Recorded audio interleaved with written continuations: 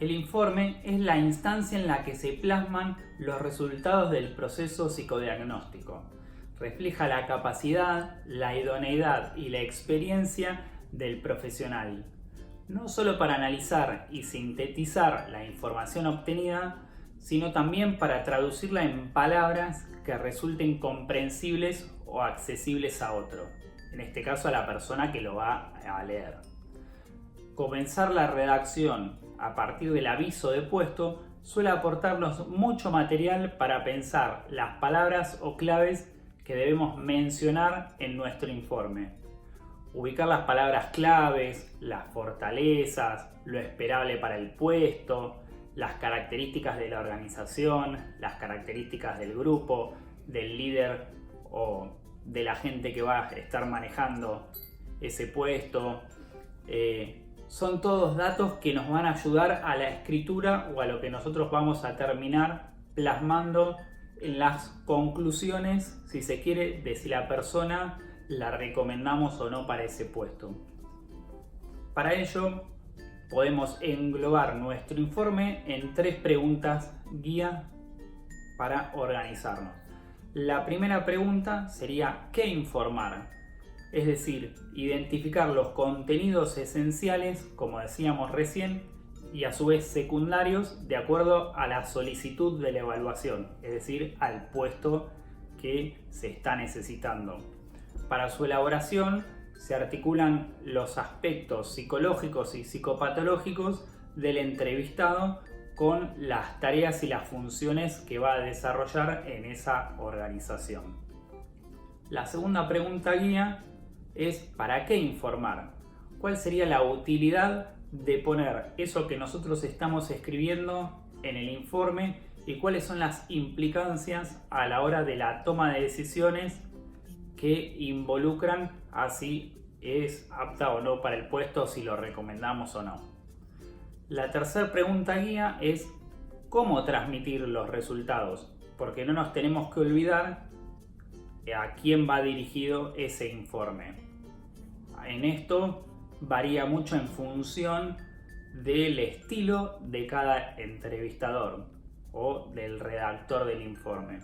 ¿A qué me refiero? Un informe, por ejemplo, puede dividirse por áreas, puede hacerse por competencias, puede ser narrativo, mixto u otros posibles.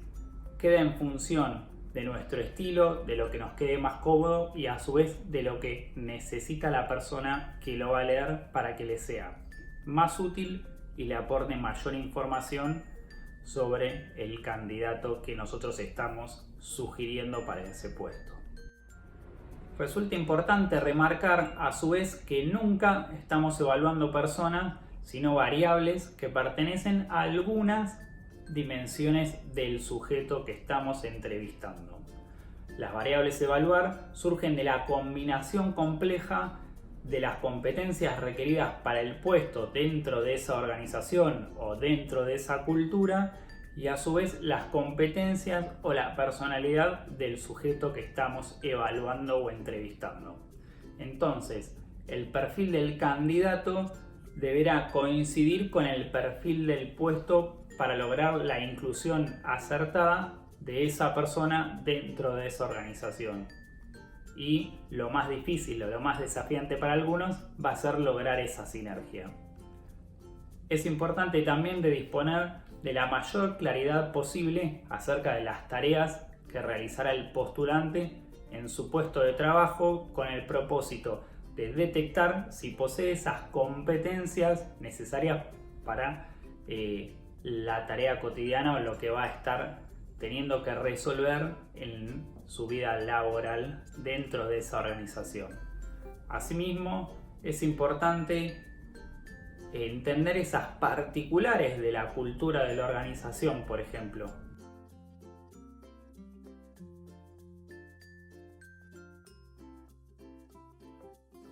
En el encabezado vamos a ubicar los datos del entrevistador, es decir, nuestros datos, los datos del postulante, del puesto y a su vez del encuentro.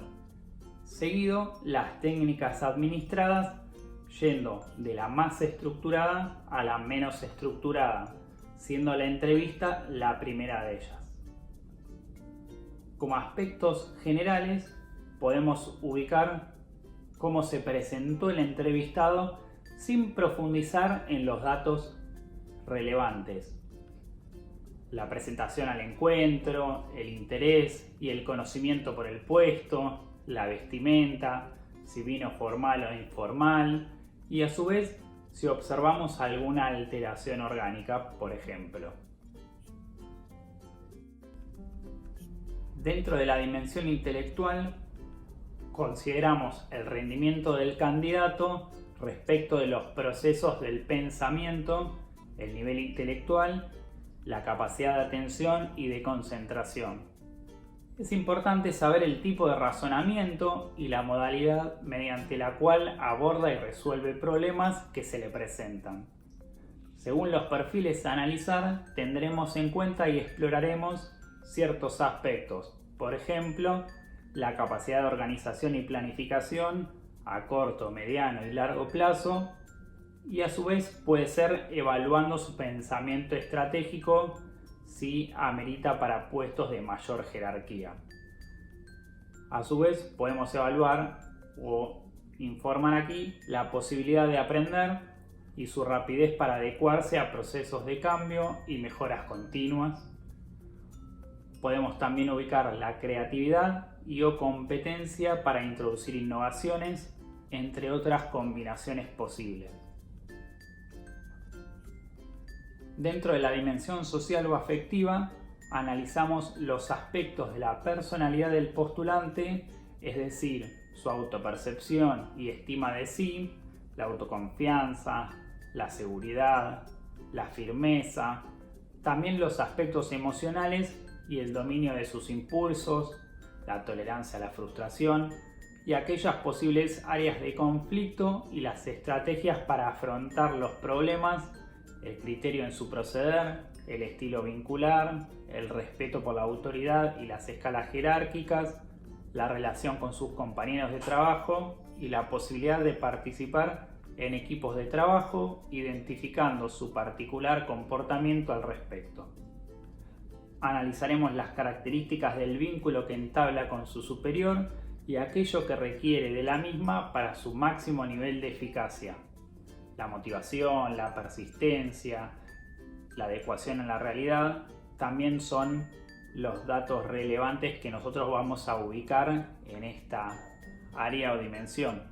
A su vez de ser pertinente, su estilo de liderazgo y su conducción de las personas. En este punto nos tenemos que centrar en la dimensión social, pero pensada a ese puesto de trabajo. Es decir, aquí no ubicaremos aquellas cuestiones que tengan que ver más con la dimensión personal, social del postulante o el del aspirante al puesto.